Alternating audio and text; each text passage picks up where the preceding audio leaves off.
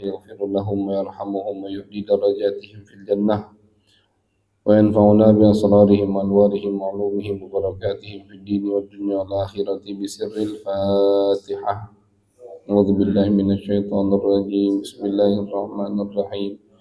الحمد لله رب العالمين الرحمن الرحيم مالك يوم الدين إياك نعبد وإياك نستعين اهدنا الصراط المستقيم صراط الذين أنعمت عليهم غير الضالين آمين.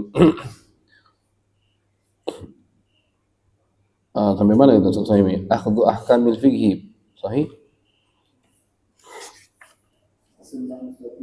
Khalas itu. Akhdhu ya. Bismillahirrahmanirrahim wa bisanadil muttasil ila al-muallif rahimahullah wa nafa'ana bihi wa bi'ulumihi wa bi'ulumi syaikhina wa bi'ulumi sa'iris salihin fid dharaini amin ila an qala akhdhu ahkamil fiqhil khamsati minal qur'ani was sunnah, pengambilan hukum syariat, hukum 5 dari Al-Quran dan Sunnah. Hukum 5 maksudnya nanti disebutkan wajib, nadab, hurmah. La yakhfa anna ma yujadu fi syariah minal ahkam munhasirun fi khamsatin. Bukan hal yang tidak diketahui, kata Buya, masyhur, sudah ma'ruf, bahwasannya semua hukum yang ada di dalam syariat Islam itu hanya terbagi jadi 5 hukum. Semua hanya 5. Al-wujub wajib, wal nadab sunnah, hurmah haram, wal karahah makruh, wal jawaz mubah. Wa dzalika anna af'alal mukallafin, karena kata beliau kenapa 5 itu, ini dari pembagiannya. Karena af'alal mukallafin, perbuatan orang yang mukallaf, tingkah laku orang yang sudah mukallaf, qismun minha radiyahullah. Tingkah laku kita ini ada yang diridhoi sama Allah. Wa qismun sakhatahullah. Ada satu bagian atau ada bagian dari tingkah laku kita yang dimurkai sama Allah. Wa qismun la radiya fihi wala sakhat wala sakhit. Ada satu bagian yang Allah tidak ridha, juga Allah tidak murka. Nah, ini 3 bagian atau 3 macam 3 model perbuatan kita Bani Adam. Yang pertama yang diridhoi sama Allah, fal awwalu yashmulu al wajib wal mandub. Yang pertama mencakup wajib dan mandub, sunnah. Wathani, bagian yang kedua dari tingkah laku kita, dari perbuatan kita yang dimurkai sama Allah, itu masuk di dalam bagian tersebut al-haram wal makruh, yang haram dan yang makruh. Wathalith, sedangkan yang ketiga huwal halal, adalah yang halal. Maksud tidak diridhoi sama Allah, sama gitu. Allah tidak memberikan pahala dan Allah tidak memberikan dosa, tidak memberikan hukuman ketika orang melakukan perbuatan tersebut. Itu adalah halal. Amma uslubul Quran, adapun metode Al-Quran, fit ta'bir an hadhil ahkam, dalam mengumpamakan hukum-hukum 5 di atas, fa innahu taratan, terkadang Al-Quran yu'abbir, mengumpamakan bi ba'dil alfazil mustalahi 'alaiha, dengan kalimat-kalimat yang sudah disepakati oleh ulama syariat. Seperti apa? Kal hurmati wal hilliyah. Kalimat hurmah itu haram, hilliyah itu halal. Qala ta'ala hurrimat alaikumul maitatu, telah diharamkan untuk kalian bangkai. Wala taqulu lima tasifu alsinatukumul kadhiba hadza halalun wa hadza haram, ini halal, ini haram. Wa uhilla lakum, dihalalkan bagi kalian, ma wara'a dzalikum. Ini jadi Abuya lagi menyebutkan bagaimana cara Al-Quran mentakbirkan hukum 5 di atas. Terkadang dengan kalimat hurmah, kalimat haram, hurrimat, atau kalimat hilliyah, halal, uhilla, gitu. Wa yu'abbaru fil wujub bima datifar. Terkadang Allah ketika mau memberitahu hal tersebut wajib, tidak pakai kalimat wajib saja, pakai kalimat faradha. Qad alimna ma faradna alaihim. Kami telah ketahui apa yang kami wajibkan, ma faradna alaihim, yang kami wajibkan untuk mereka. Qad faradallahu lakum tahillata aymanikum. Allah telah mewajibkan kepada kalian. Allah telah mewajibkan farad, ya kan, 5 fardu, 5 wajib. Waqad yu'abbaru an fardin biqada. Terkadang Allah mengumpamakan, mentakbirkan sesuatu yang wajib dengan lafaz qada. Wa qada rabbuka alla ta'budu illa iya. Tuhan kalian, Tuhanmu sudah mewajibkan bagi kamu untuk tidak menyembah selain Allah. Arti qada di sini mewajibkan. Wa yu'abbaru bi kataba. Terkadang kalimat wajib Allah pakai menggunakan kalimat kataba. Wa katabna alaihim fiha, dan kami wajibkan bagi mereka fiha, dalam kitab Taurat, annan nafsa bin nafsi. Katabna, kami wajibkan, bukan kami tulis.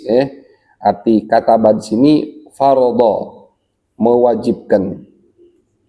Kutiba alaikumul qisas, furidha, telah diwajibkan bagi kalian qisas. Kutiba alaikumus siyam, telah diwajibkan bagi kalian berpuasa. Waqad yu'abbaru bil amri wa yuradu bihil ilzam, amara alla ta'budu illa iyyah. Terkadang Allah mentakbirkan dengan kalimat amara, memerintahkan, dan yang dimaksud dari perintah itu wajib. Berarti ada wajib, ada kalimat perintah yang tidak mengandung makna wajib. Kalimat perintah, kalau bahasa Arabnya itu amara, amara itu artinya memerintahkan, mengandung 2 makna di dalam Al-Quran.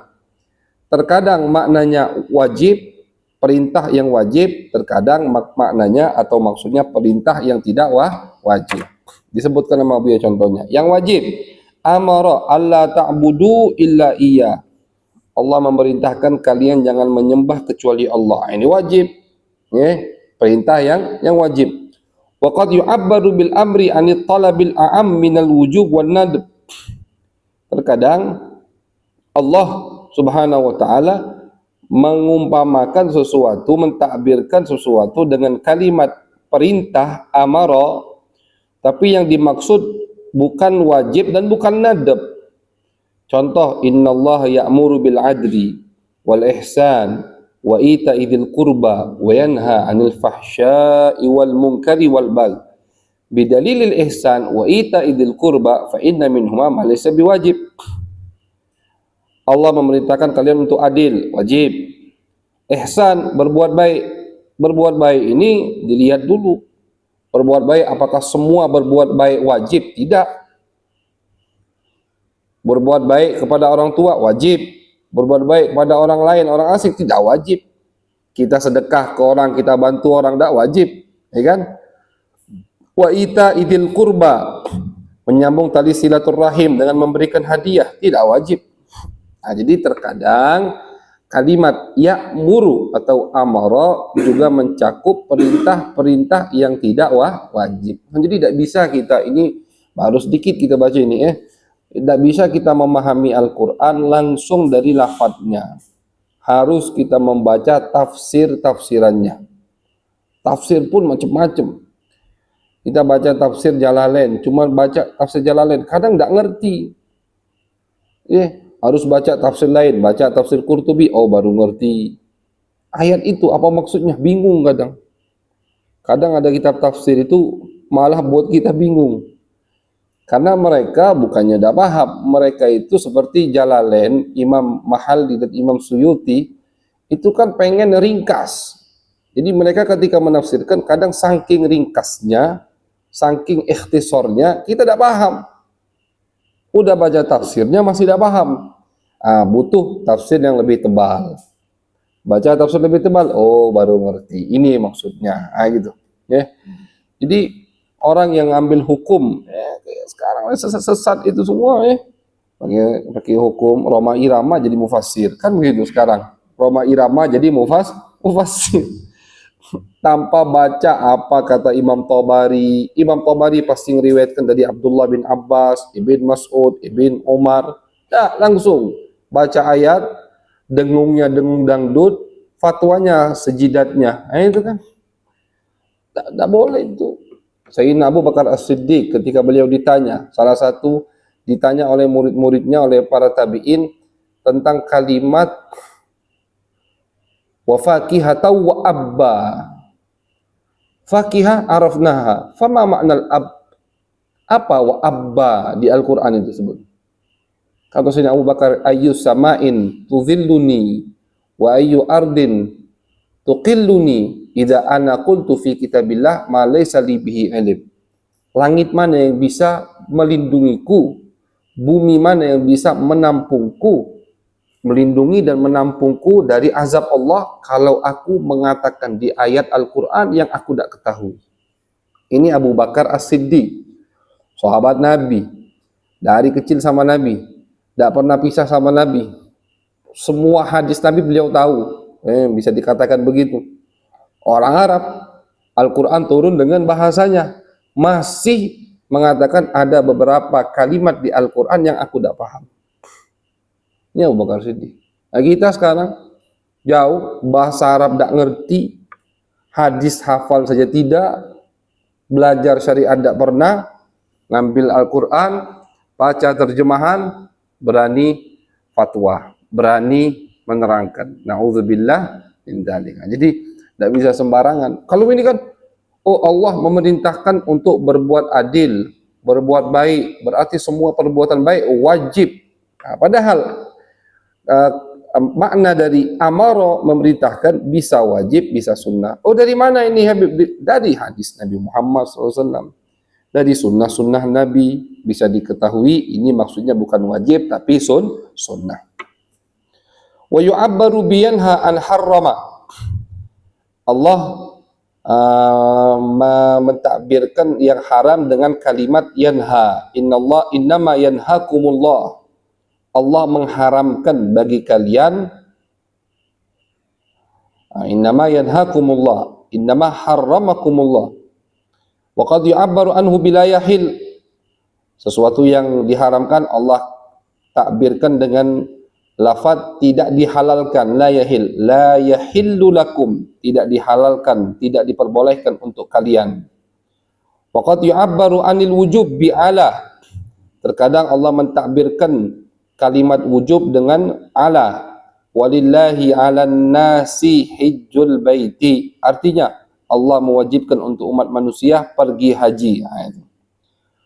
Waqad fassarat dzalika as-sunnatu ka qouli sallallahu ditafsirkan dengan sunnah Nabi, hadis Nabi, innallaha farada 'alaikumul hajja fahujju. Allah mewajibkan bagi kalian haji maka hajilah. Waqad yu'abbaru bi'adami ridha 'anil man'i. Terkadang Allah mentakbirkan sesuatu yang haram dengan ucapan Allah tidak ridha. Contoh, wala yarda li ibadihil kufur. Artinya jangan kafir. Diharamkan untuk kafir. Kenapa? Karena Allah tidak ridha. Ayyamna'uhu, Allah mencegahnya. Wala yubihu bihal, tidak diizinkan sama Allah sama sekali. Waridha lididdih, dan Allah mentakbirkan kalimat ridha untuk sesuatu yang dianjurkan. Laqad radhiyallahu 'anil mu'minin idz yubayyi'unaka tahta asy-syajarah. Allah ridha kepada orang-orang yang beriman karena mereka membaiat Nabi, artinya wajib. Jadi kalimat ridha dalam Al-Quran, Allah ridha, Allah tidak ridha, berarti kalau Allah ridha itu wajib, kalau Allah tidak ridha itu haram, begitu. Kalau apa? Kandungannya begitu di dalam Al-Quran. Wa mithluhu al-hub. Kadang Allah mentakbirkan sesuatu yang haram dengan takbiran dengan kalimat Allah tidak suka. La yuhibbullahul jahra bisu. Allah tidak suka orang yang menampakkan kemaksiatan. terang-terangan bermaksiat, itu Allah tidak suka, artinya haram, tak boleh. Waqad yu'abbaru binafyil ithmi anil ibahah. Terkadang Allah mentakbirkan tidak ada dosa di perbuatan tersebut dengan kalimat ibahah. Allah mentakbirkan ibahah. Allah ingin memberitahu bahwasannya tidak masalah kita melakukan perbuatan tersebut dengan kalimat la isma, tidak dosa. Faman ta'ajjala fi yaumaini fala isma alaih. Yang dimajukan 2 hari maka tidak apa-apa. Fala isma alaih. Dia tidak dapat dosa. Maksudnya apa tidak dapat dosa? Ya tidak apa-apa maksudnya. Famanit turra, bagi orang yang terpaksa, ghaira bagin wala adin, dia bukan orang yang melewati batas, fala itsma alaih, maka dia tidak dapat dosa, artinya boleh. Faman khafa min musin janafan au itsman fa aslaha bainahum fala itsma alaih. Ini masalah wasiat. Ketika takut wasiatnya tidak terlaksana, dia suluh, dia adakan damai, biar semuanya selesai di masalah warisan dan wasiat. Fala itsma alaih, tak apa-apa kata Allah. Artinya boleh. Wa mithluhu al-junah, kadang junah itu sama artinya, junah itu isim. Junah artinya isim. Laisa alaikum wala alaihim junahun ba'dahun. Bagi kalian dan bagi mereka tidak ada dosa setelah itu. Saya tidak apa-apa. Wa mithluhu al-haraj, qala ta'ala laisa 'alal a'ma harajun. Haraj artinya isim. Bagi orang yang tidak bisa melihat tidak ada dosa untuk dia, artinya tidak apa-apa. Wa mithluhu al-malam illa ala azwajihim aw ma malakat aymanuhum fa innahum ghairu malumin. Orang yang menjaga kemaluannya kata Allah, kecuali kemaluannya dia gunakan untuk istrinya, terhadap istrinya, atau aw ma malakat aymanuhum, atau hamba sahaya yang mereka miliki, maka mereka ghairu malumin, tidak tercela, artinya boleh. Wa yufidul wujub zahiran wasfuhu bi annahu bir, kata Abu Ya, kalimat bir di dalam Al-Quran itu kalau secara zahirnya menunjukkan makna wajib. Walakinnal birra manittaqa, akan tetapi perbuatan baik itu bagi orang yang bertakwa. Orang yang bertakwa itu sudah berbuat baik, artinya wajib bertakwa. Aw wasfahu bil khair, kadang Allah sifatkan dengan khair, kul islahul lahum khair, wajib islah. Khair di sini bukan hanya baik, wajib artinya. Wa min dzalika dzikrul fi'lil matlub wal wa'di alaihi bil jannah. Termasuk yang menunjukkan perbuatan tersebut wajib. Jadi ini Abu Ya lagi menyebutkan kalimat-kalimat yang kalimat ini menunjukkan bahwasannya perbuatan tersebut wajib. Abu Ya lagi menyebutkan contoh-contoh di dalam Al-Qur'an yang mana di 2 contoh ini nih. Itu maksudnya wajib. Contoh kata Abu Ya, Allah menyebutkan dzikrul fi'lil matlub. Allah menyebutkan perbuatan yang kita diperintahkan untuk melakukannya, wal wa'di alaihi bil jannah, dan Allah janjikan dapat surga. Seperti qad aflahal mu'minun alladzina hum fi salatihim khashi'un walladzina hum 'anil lagwi mu'ridun. Itu semua wajib. Ulaika humul warithun alladzina yarithunal firdaus. Nah, yang melakukan itu kata Allah dapat surga. Maksudnya wajib dilakukan. Pemindalik termasuk yang wajib dilakukan kalau Allah menggunakan kalimat if'al wal taf'al. Alal masyhur fihima wa aqimus shalah, itu fi'il amr, wa atuz zakah, dirikanlah salat. Thumma liyaqdu tafathahum wal yufu nuzurahum. Yaqdu, kemudian mereka perintahkan untuk menyelesaikan apa tafath, wal yufu nuzurahum, mereka menepati janji-janji mereka. Wa'mur, fi'il dari fi'il amara, u'mur, wa'mur bil ma'ruf wanha, ajaklah orang lain untuk berbuat baik, cegahlah orang lain untuk berbuat mungkar, wajib. Fajtanibur rijsa, ijtanibu, fi'il amr itu. Jauhilah, tinggalkanlah kenajisan dari nyembah berhala.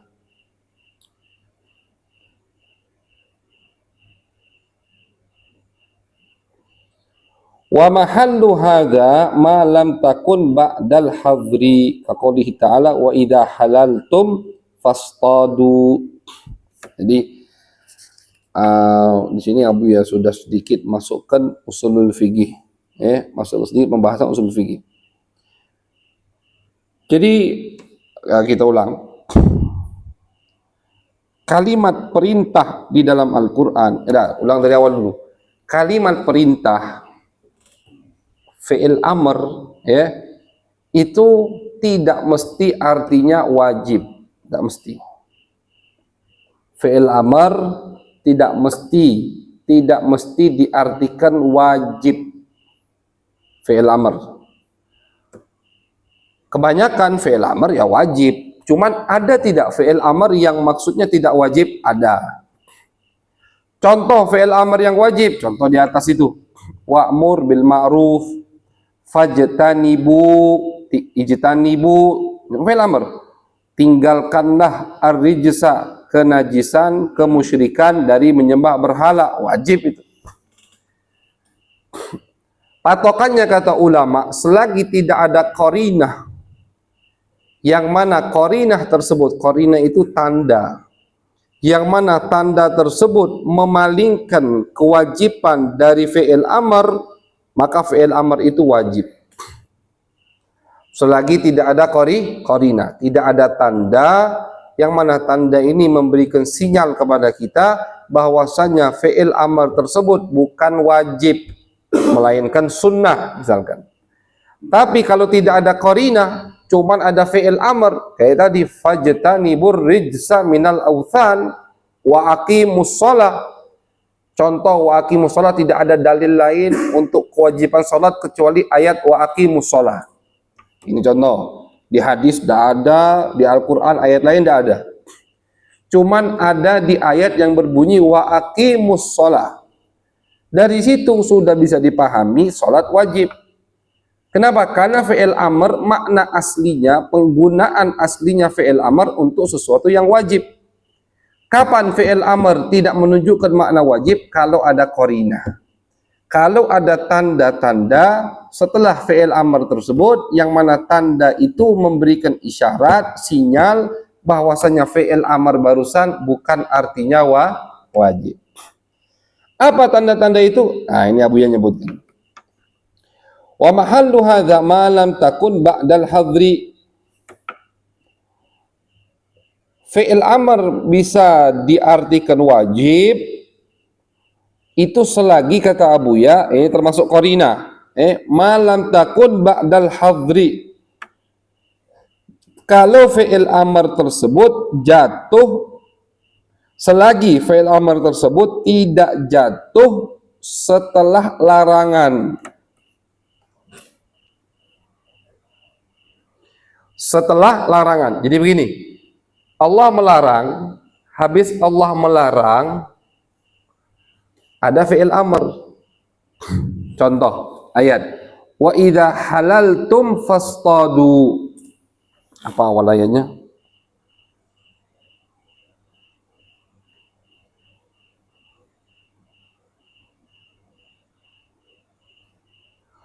Uhilla lakum wa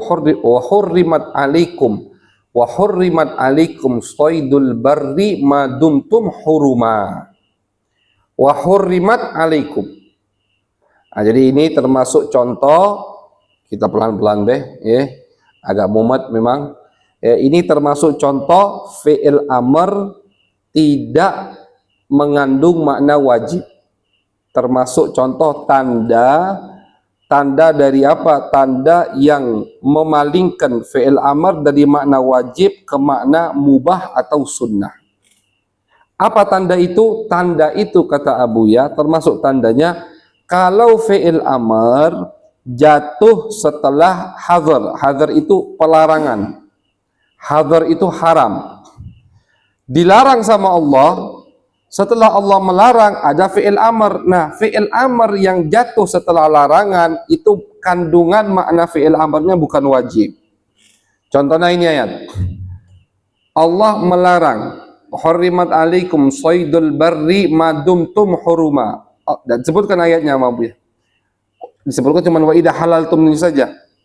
Kata Allah, Allah melarang kalian untuk berburu selagi kalian masih muhrim. Kata Allah, kalau kalian muhrim, haram kalian berburu. Tidak boleh kan? Saydul bar, buruan darat, itu nggak boleh kita buru kalau lagi muhrim.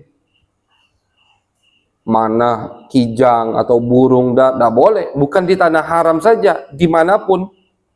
Kita belum masuk tanah haram. Di pertengahan jalan, muhrim, tidak boleh berburu, haram. Bahkan makan daging buruan aja tidak boleh. Nabi pas lagi dari Madinah mau hajatul wada, di tengah jalan ada sahabat yang belum muhrim.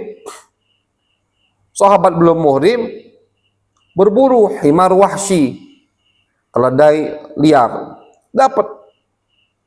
Dia kasih ke Nabi, ditolak sama Nabi Muhammad. Ketika Nabi tolak, ini Abu Sa'ab Al-Jassamah, nama Badui ini, berubah rainya, tersinggung lah istilahnya kan. Kata Nabi, inna lam naruddahu alaika illa annana hurumun. Kata Nabi, aku nolak hadiah kau ini, alasannya bukan apa-apa, aku lagi muhrim.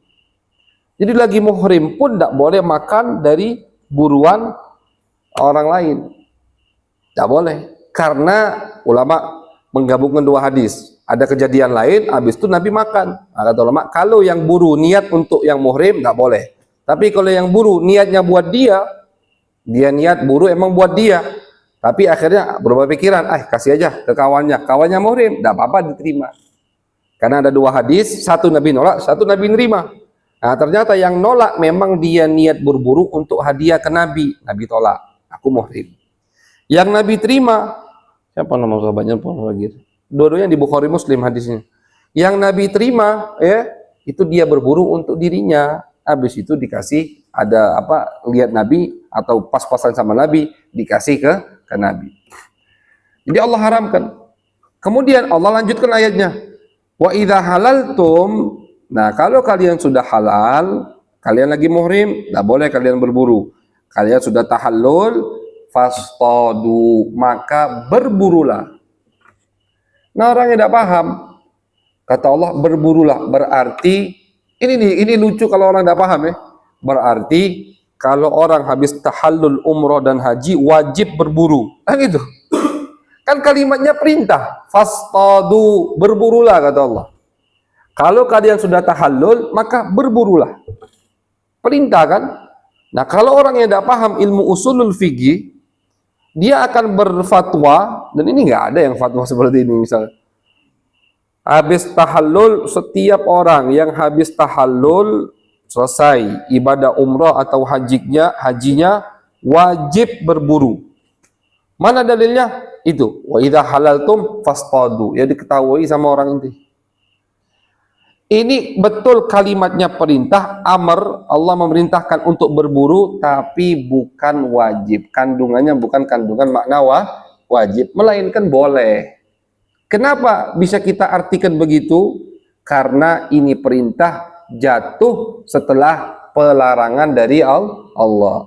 Jadi Allah melarang, Allah mengharamkan untuk kita berburu ketika muhrim. Kata Allah, hurrimat alaikumul mait saydul bahri, hurrimat alaikum saydul barri madumtum huruma, diharamkan bagi kalian kalau kalian masih muhrim untuk berburu buruan darat. Wa idza halaltum fastadu, tapi kalau kalian sudah tahallul maka silahkan berburulah, kata Allah. Berburulah, fi'il amr.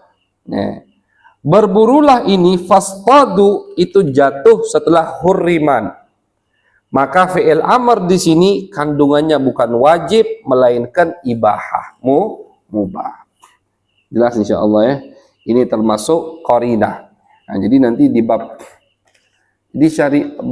kitab Syariatullah Khalidah ini ya mencakup usulul fikih.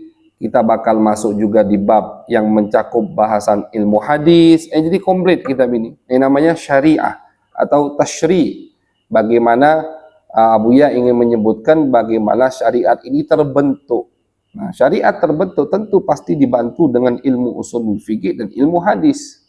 Ya, tafsir juga masuk. Makanya di sini beliau mulai menyebutkan sedikit pembahasan usulul fikih. Nah, jadi kaidahnya begitu. Kalau fi'il amr di dalam Al-Quran atau hadis Nabi secara umum maknanya wajib. Kalau tidak ada tanda-tanda, tidak ada isyarah, tidak ada sinyal yang memalingkan makna wajibnya menjadi sunnah. Kalau ada tanda-tanda yang memalingkan makna wajibnya, walaupun lafadznya fi'il amr, kata perintah, fi'il amr itu kan kata perintah. Tapi kalau ada tanda-tanda yang memalingkan kewajiban, maka fi'il amr tersebut tidak jadi wajib, melainkan sunnah atau mubah. Tergantung siyaqul kalamnya.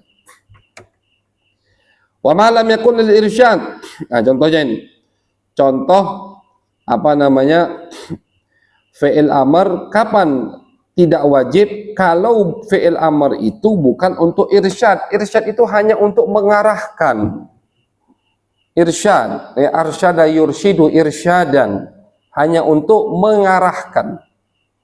Allah mengarahkan, silahkan begitu. Fankihu ma taba lakum minan nisa'i mathna wa thulatha wa ruba'.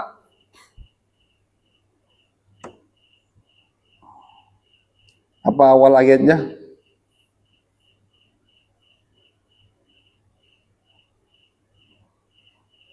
Wa in khiftum alla tuqsitu fil yatama fankihu ma taba lakum minan nisa. Kata Allah, kalau kalian tidak mau banyak yang terjatuh kepada keyatiman, maka kata Allah, nikahilah perempuan itu 2, 3, 4, bukan 1. Allah tidak menyebutkan 1, karena kalau 1 itu tidak usah disebutkan istilahnya.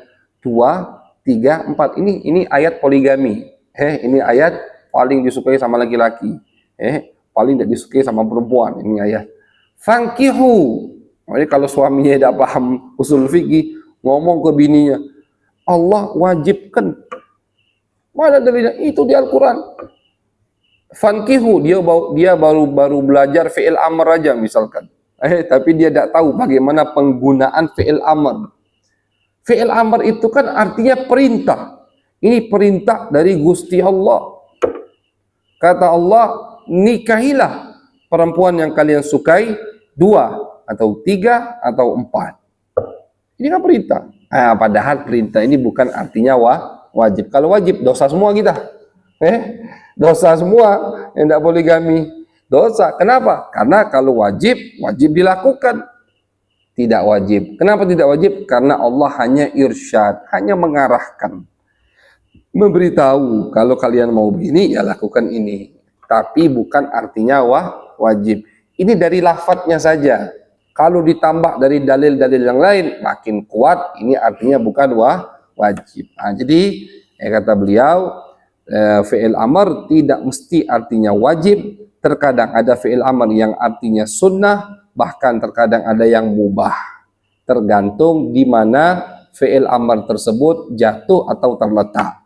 Fi'il amr jatuh disebutkan setelah pengharaman sesuatu, Allah mengharamkan sesuatu, kemudian Allah halalkan, berarti Allah sebutkan kalimat amr, berarti ini hanya penghalalan.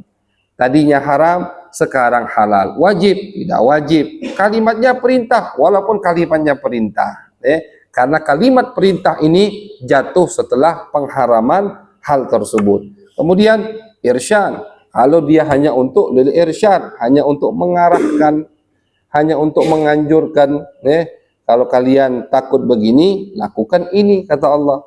Wajib? Tidak wajib. Karena fi'il amrnya jatuh setelah tadi ada sesuatu yang kita takuti, Kata Allah, kalau kalian takut ini terjadi, maka lakukan ini. Tidak wajib.